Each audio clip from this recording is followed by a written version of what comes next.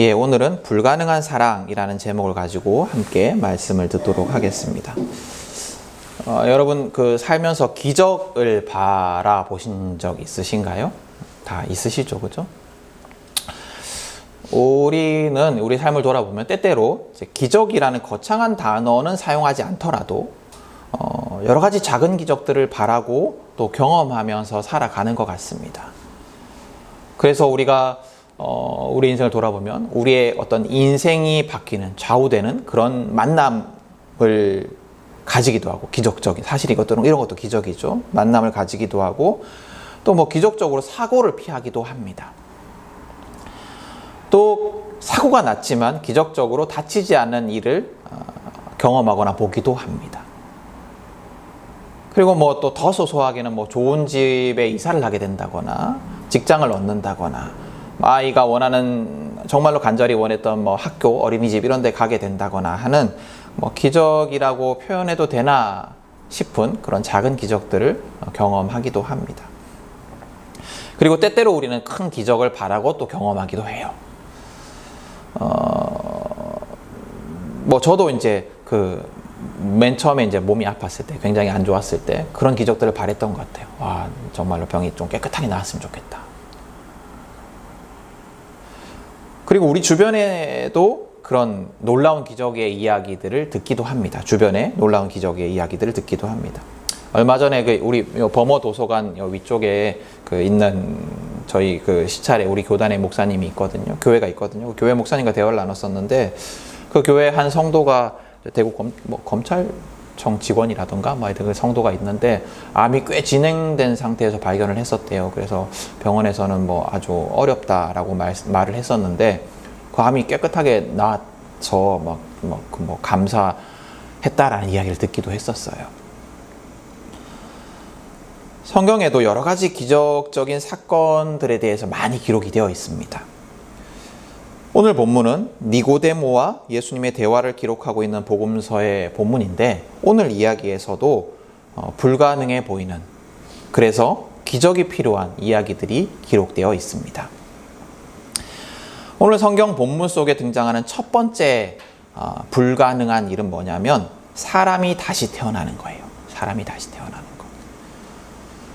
니고데모에게 예수님의 다시 태어나야 한다라는 말씀은 불가능해 보이는 말씀이었어요.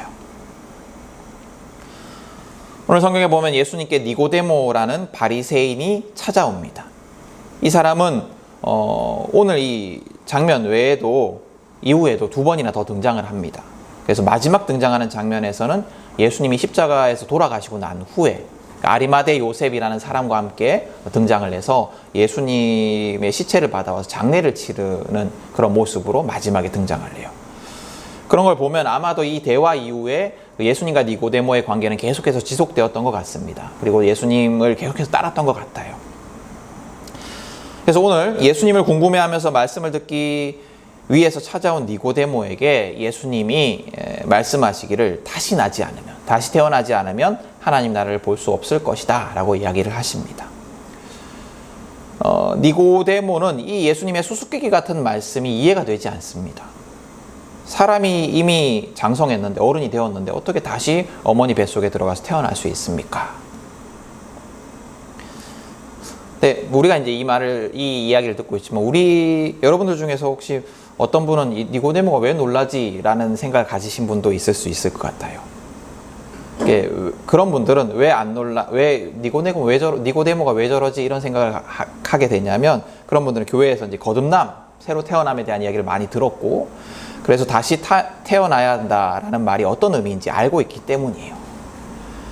그렇지만 여기 오늘 성경의 니고데모는 무슨 세가족 성경 공부반을 한 것도 아니고, 그죠? 성경책을 가지고 무슨 설교를 들은 것도 아니고 그렇잖아요, 그죠? 그러니까 예수님이 말씀하시는 다시 태어남의 의미를 알지 못했어요. 그게 무슨 말씀인지. 그래서 이제 상식적으로 생각한 겁니다. 상식적으로. 사람이 한번 태어나면 다시는 태어날 수 없는 것이 당연한 거 아니겠어요, 그죠? 상식적으로 생각해 보면. 그래서 이제 니고데모가 당황해한 거죠. 어떻게 그런 일이 일어날 수 있습니까? 그렇게 당황해하는 니고데모에게 예수님은 이 거듭남의 의미에 대해서 설명을 해주십니다. 다시 태어난다라는 말이 사람이 어머니 뱃속에서 다시 들어가서 태어나야 한다라는 말이 아니고 물과 성령으로 다시 태어나야 한다라는 말이다라고 이제 가르치시는 거죠. 물과 성령으로 다시 태어나야 된다라는 말은 또 무슨 의미일까요? 여러분, 물과 성령 하면 어떤 게 떠오르시나요? 물과 성령, 세례, 그죠? 세례를 아마 여러분들이 기억이 나실 거예요. 그게 뭐냐면 물과 성령으로 태어나야 된다라는 말이 무슨 말이냐 하면 죄에 대해서 죽고, 세례의 의미처럼 죄에 대해서 죽고 예수 안에서 새롭게 태어나야 한다. 세례의 의미가 그런 거거든요. 죄에 대해서 죽고 예수 안에서 새로 태어나야 한다. 그러니까 죄에 대해 죽고 예수 안에서 새로 태어나야 하나님 나라를 볼 수 있다. 다시 말하면 구원을 얻을 수 있다라는 의미인 거였어요. 예수님 말씀하신 건. 근데 여기에서 이 이야기 속에 두 번째 불가능해 보이는 것이 등장을 합니다. 바로 예수를 믿고 예수 안에 거하는 거예요. 두 번째 불가능은 그거예요. 예수를 믿고 예수 안에 거하는 것. 여러분이 이제 다 어떻게든 그 사랑하는 사람들이 있고 사랑하는 사람들에게 복음을 전하려고 애써 보신 경험들이 있을 겁니다. 그리고 또 그 사랑하는 사람들이, 가족이든 누구든 그 사랑하는 사람들이 내가 전하는 그 예수를 믿지 않아서 답답해 보신 적도 있을 거예요. 근데 그것이 사실은 당연해요. 내가 바라는 것처럼 그 사람이 예수를 믿지 않는 것이 사실은 당연한 거이기도 해요. 하나님이라는 어떤 신을 의지하며 살아간다는 걸 싫어한다는 것이 당연한 것이기도 합니다. 그리고 성경 속에 그 허무맹랑해 보이는 이상한 이야기들이 믿어지지 않는 것이 사실 당연하기도 해요. 그래서 예수를 믿는다는 것, 하나님의 자녀가 된다는 것은 사실은 상식적으로 보면 기적적인 일입니다. 불가능한 일이에요. 여러분, 지금 이렇게 함께 예배드리고 있는 믿는 우리도 우리에게 뭐 어떤 특별한 아주 특출난 신앙심이 있어서, 혹은 우리에게 어떤 하나님과 아주 비슷한 어떤 잘난 점이 있어서 예수가 믿어진 것이 아니에요. 기적적인 일이 일어난 거죠. 구약성서 창세기 12장 1절에 보면 하나님이 아브라함을 부르는 장면이 나옵니다. 노아의 아들 중에 셈의 여러 후손들 중에 하나였던 아브라함을 하나님이 선택하시고 이 아브라함의 가족을 부르십니다. 그래서 그가 복의 근원이 되겠다라고 말씀을 하십니다. 근데 여러분, 그렇게 한번 질문해 보신 적 있으신가요? 왜 아브라함일까? 왜 하필 아브라함일까? 많은 사람들이 있었을 건데 왜 하필 아브라함일까? 여러분, 아브라함의 그 이야기들을 기억해 보시면, 성경 속의 이야기를 여러분이 나중에 살펴보시면 이 아브라함은 전혀 영웅다운 사람이 아니었습니다. 아주 훌륭한 사람이 아니었어요. 특별히 신실한 사람도 아니었습니다. 이후에 아브라함의 행적을 보면 자기가 피해를 입을까봐, 자기 해를 당할까봐 자기 목숨을 부지하기 위해서 거짓말을 하고, 또 아내를 심하게 말하면 자기를 위해서 팔아넘긴 그런 사람이었어요. 또 그렇게 아내를 자기 누이라고 속이고 팔아넘긴 바람에, 그렇게 그 아브라함이 거짓말을 하고 비겁한 행동을 한 바람에 그 말에 속은 사람들이 피해를 입기도 합니다. 하나님께서 막 징계하시잖아요. 그래서 하나님은 그를 부르실 때 너를 복의 근원이 되게 하겠다라고 말씀하셨지만, 사실은 그 사람은 남에게 피해를 끼치는 사람이었어요. 복의 근원은커녕. 그럼에도 아브라함이 선택된 이유는, 그럼에도 아브라함이 복의 근원이 된 이유는 그저 하나님이 그를 선택하셨기 때문이에요. 다른 이유가 없어요. 하나님이 그를 선택하셨기 때문이에요. 아무 이유가 없습니다. 우리가 지금 예수를 믿는 것, 또 믿어지는 것, 또 천국의 소망을 가지고 지금도 하나님 나라 백성으로서 하나님을 의지하고 살아가는 것도 아무 이유가 없어요. 왜 그런지 아무도 몰라요. 아무 이유가 없어요. 그래서 사실은 우리가 예수를 믿는 것도 기적적인 사건이에요.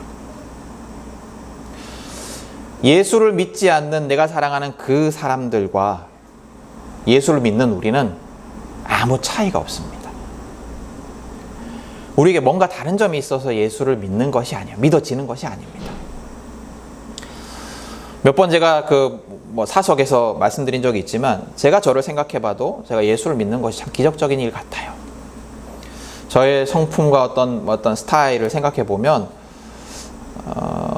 이런 어찌 보면 말도 안 되는 그런 말들이 믿어지고, 또 하나님이라는 신을 의지하며 살아간다라는 것이 불가능해 보여요. 그렇지만 그 불가능한 일이 일어나서 기적적으로 저는 예수를 믿고 있고, 심지어 지금 목사예요. 그죠? 여러분은 어떻습니까? 여러분은 다른 사람, 예수를 믿지 않는 다른 여러 사람들과 달리 예수를 믿을 만한 어떤 이유가 있으십니까? 여러분이 예수를 믿는 것 또한 한번 생각해 보면 불가능한 일이 이루어진 기적적인 사건 아닙니까?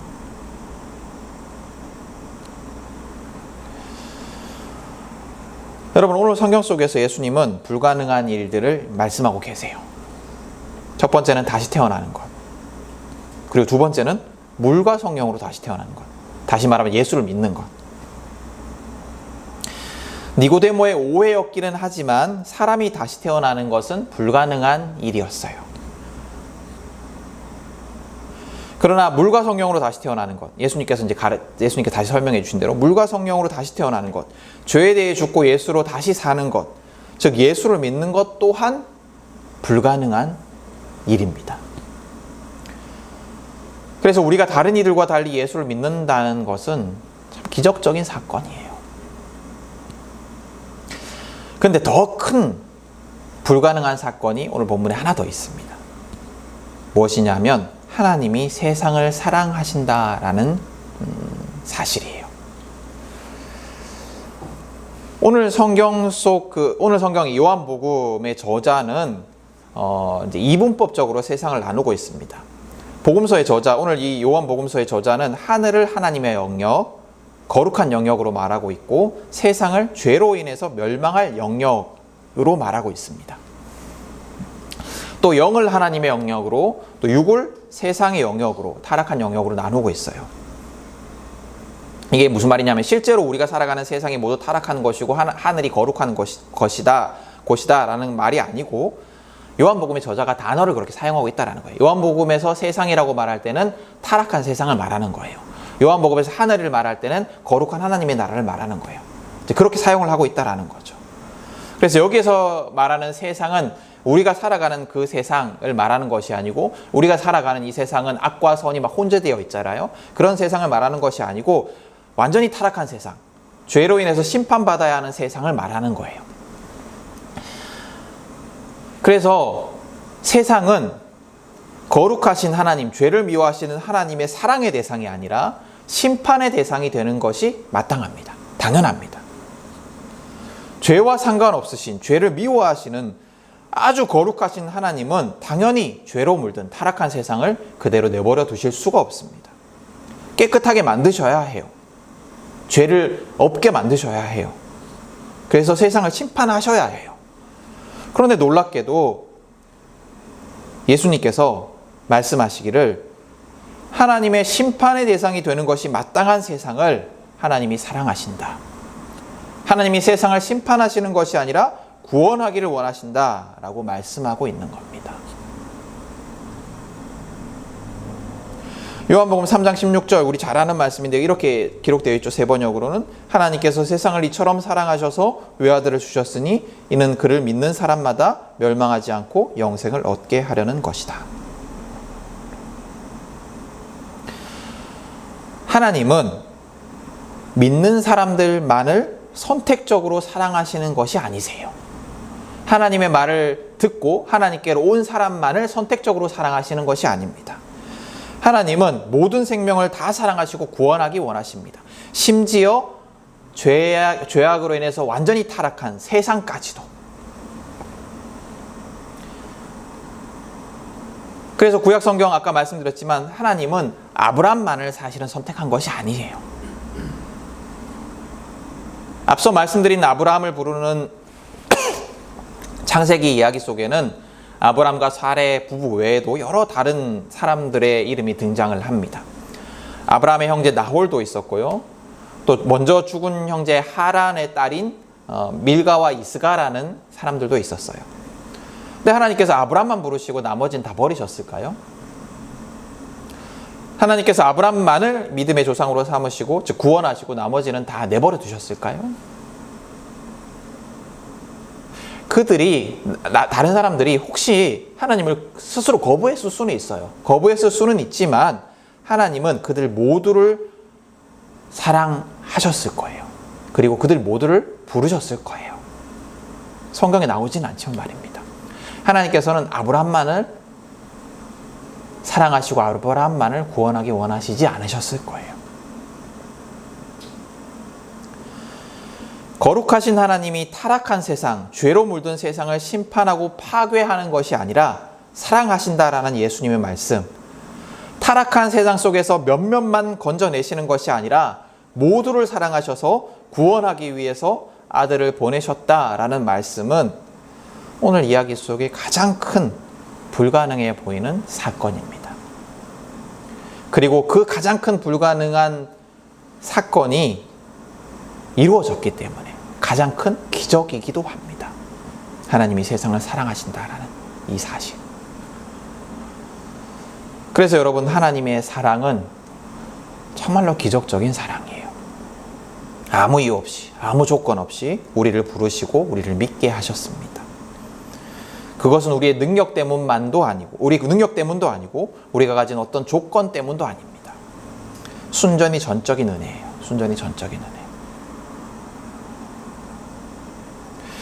그리고 하나님은 우리에게 그러신 것처럼 아무 이유 없이, 아무 조건도 걸지 않으시고 모든 사람, 모든 생명, 온 세상을 사랑하십니다. 아무 이유와 조건 없이 모든 사람들을 구원하기를 원하세요. 하나님의 사랑이 놀라운 것은, 우리 개인적으로 보면 하나님의 사랑이 놀라운 것은 우리가 여전히 죄인이었을 때, 우리 죄를 대신해서, 우리가 여전히 죄인이었을 때, 우리가 뭔가 좀 회개하고 하나님 나 도와주세요 이런 것이 아니고, 우리가 여전히 죄인이었을 때 우리 죄를 대신해서 예수님으로 인해서 우리를 죄가 없다라고 선언해 주신 거예요. 인정해 주신 거예요. 우리가 실제로는 여전히 죄인이지만 예수님으로 인해서, 예수님 때문에 우리가 여전히 죄인인 우리를 죄가 없다라고 선언해 주시고 우리를 죄 없는 자들로 받아들여 주신 겁니다. 그게 구원이에요. 우리의 구원이에요. 그래서 우리는 이 하나님의 놀라운 사랑을 겸손하게 전해야 합니다. 내가 아무 이유 없이, 심지어 내가 여전히 죄인임에도 불구하고 하나님께 받아들여진 것이기 때문에, 그래서 내가 다른 사람들보다, 다른 생명들보다 더 나은 것이 하나도 없기에 아무것도 자랑할 수 없고 아무에게도 내가 뭔가 은혜를 베푸는 것처럼 교만할 수 없습니다. 그래서 겸손히 하나님의 구원을, 또 예수님의 사랑을 전해야 합니다. 그리고 우리가 예수를 믿은 것이, 내가 예수를 믿은 것이 기적적인 사건이었듯이 내가 복음을 전하는 그 사람도, 내가 사랑하는 그 사람도 기적으로만 믿을 수 있기 때문에 내 능력이나 내 행위를 의지하며 전도하는 것이 아니라 기적의 주인이신 하나님을 의지하면서, 하나님께 모든 것을 맡기면서, 하나님이 일하실 것을 소망하면서, 또 하나님의 지혜를 끊임없이 구하면서 기도하면서 전해야 해요. 기도하면서. 하나님이 일하시는 통로가 기도이기 때문에 하나님이 일하셔야만 기적적으로 내가 사랑하는 그 사람이 구원을 얻을 수 있기 때문에 기도하며 전해야 합니다. 한마디 한마디 하나님이 내가 아니라 하나님이 말씀하여 주시기를 바라면서, 또 내 지혜가 아니라 하나님의 지혜를 구하면서 끊임없이 계속해서 하나님만을 의지하면서 기도하며 전해야 합니다. 우리의 구원이 하나님의 전적인 기적이듯이 하나님만이 그 사람을 믿게 하실 수 있기 때문에, 믿게 하실 수 있기 때문이에요. 여러분, 하나님은 그 누구도 차별하지 않으시고 사랑하십니다. 하나님은 그 어떤 존재도 구원에서 탈락시키지 않으십니다. 하나님이 사랑하지 않는 존재는 아무도 없어요. 하나님은 심지어 여전히 끔찍한 죄인이었던 나를, 회개라고는 아예 몰랐던 나를, 내가 죄인인 것조차 깨닫지 못하던 나를 부르시고 변화시키시고 믿게 하시고 깨닫게 하시고 하나님의 자녀로서 복을 누리며 살아가게 하셨습니다. 그렇지 않습니까?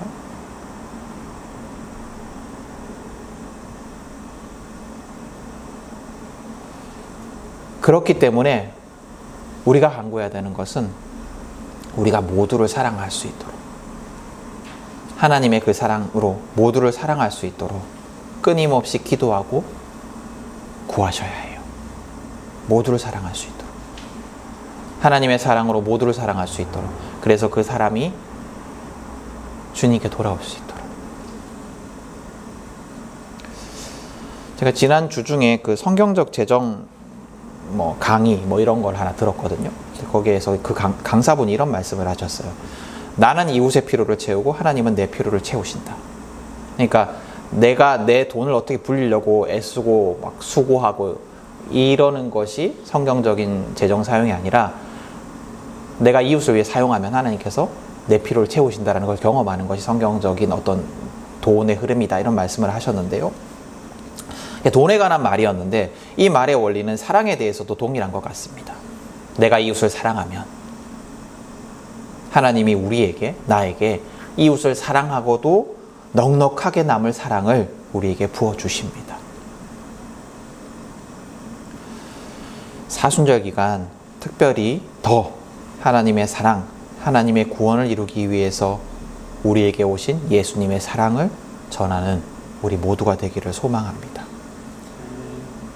모든 이웃들에게, 모든 생명들에게, 특별히 내가 사랑하는 그 사람에게 하나님의 사랑을 전하십시오. 하나님의 사랑으로 그 사람을 사랑하십시오. 아무 조건 없는 사랑, 모든 걸 용납하는 사랑, 그 사랑으로 사랑하십시오.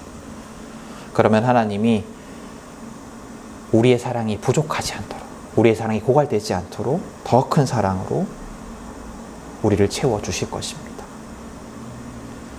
그래서 그렇게 되면 어떻게 되겠어요? 이웃과 우리가 함께 넉넉하게 사랑으로 풍성해지지 않겠습니까?